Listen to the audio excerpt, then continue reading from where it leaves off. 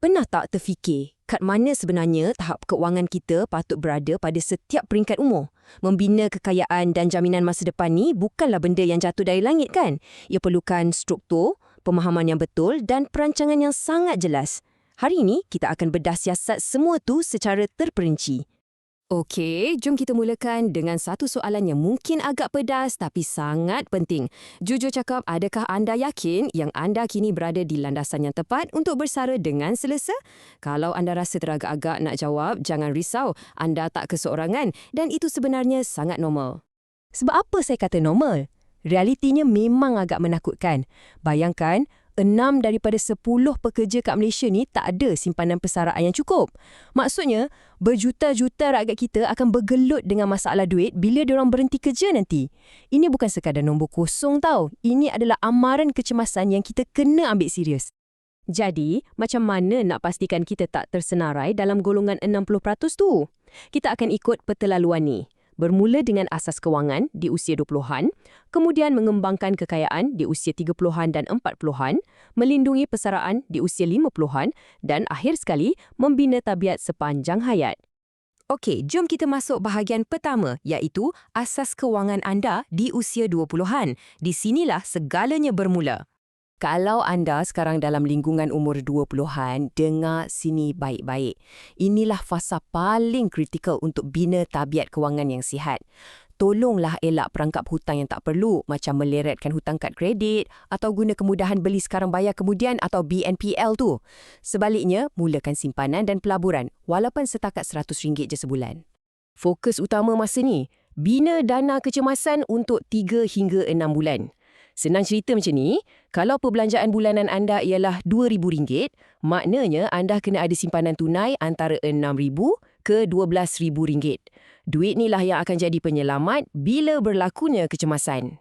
Mungkin ada yang rasa, alamak, aku ni dah lah asyik pokai je sekarang. Tapi, percayalah, bila anda mula awal, anda bagi masa berpuluh tahun untuk duit tu beranak pinak dengan sendirinya. Inilah magic yang kita panggil pertumbuhan compound. Secara literalnya, masa adalah senjata rahsia terbesar yang anda ada sekarang. Seterusnya, bahagian 2. Mengembangkan kekayaan sebenar di usia 30-an dan 40-an. Fasa ni kita mula tekan minyak sikit. Bila masuk je umur 35 tahun, kita dah patut ada satu penanda aras yang kukuh. Katakanlah gaji anda masa ni RM4,000 sebulan, idealnya anda dah kena ada simpanan sebanyak setahun gaji, iaitu RM48,000. Memanglah ini bukan undang-undang wajib, tapi ia sangat membantu untuk kita ukur sama ada kita ni on track atau dah makin ketinggalan.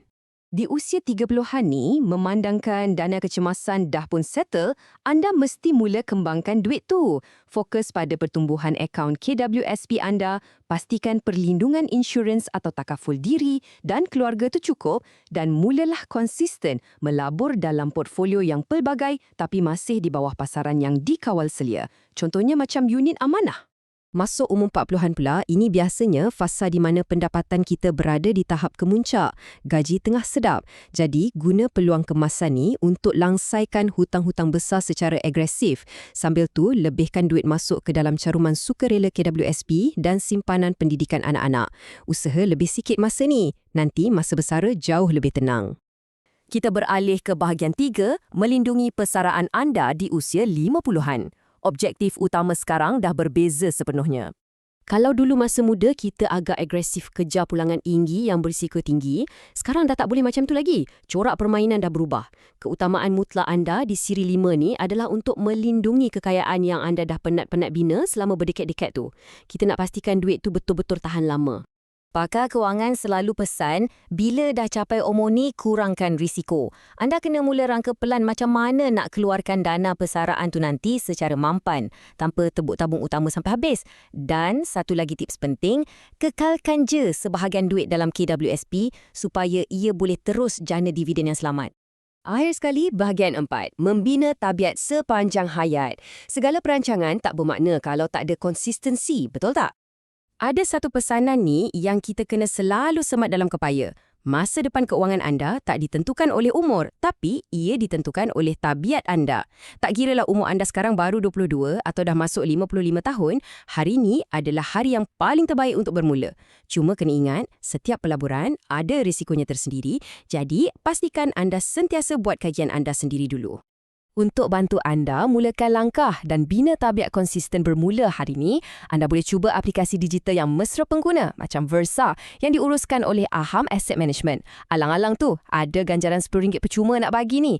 Caranya mudah je. Download aplikasi Versa, daftar guna kod UAVR6K5X, selesaikan pengesahan identiti dan masukkan tunai RM100. Senang kan? Ingat ya, jangan tunggu sampai hari nak pencen tu dah depan mata baru kelam kabut nak merancang. Tindakan-tindakan kecil dan berterusan yang kita buat setiap hari inilah yang akan bawa perubahan besar untuk kewangan kita pada masa depan.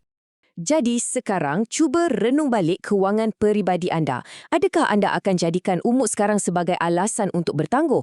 Atau anda sanggup ambil langkah hari ini untuk jamin kebebasan masa depan anda? Tepuk dada, tanya selera. Masa untuk bertindak adalah sekarang.